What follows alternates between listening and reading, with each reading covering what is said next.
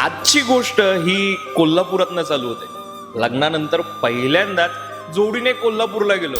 इथल्या एखाद्याने रांडीच्या म्हटलं तरी ते कानाला वेगळं वाटतं। इथला पांढरा रस्सा असू द्यात, नाहीतर तांबडा रस्सा असू द्यात, नाहीतर इथली माणसं असू द्यात, हे सगळंच एकदम भारी आहे। पण या सगळ्यांपेक्षा मनाला जिथे शांती मिळते अशी करवीर निवासिनी महालक्ष्मी इथे वास करते।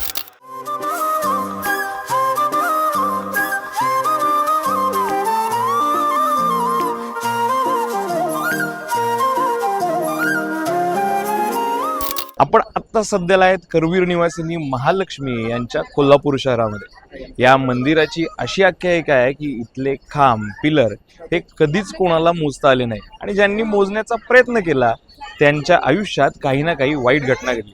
तिरुपती बालाजी यांच्या पत्नी महालक्ष्मी ह्या त्यांच्यावर चिडून कोल्हापुरात वास्तव्याला आल्यात, आणि त्यामुळेच तिरुपती बालाजीला गेल्यानंतर महालक्ष्मीला प्रत्येकाला यावंच लागतं।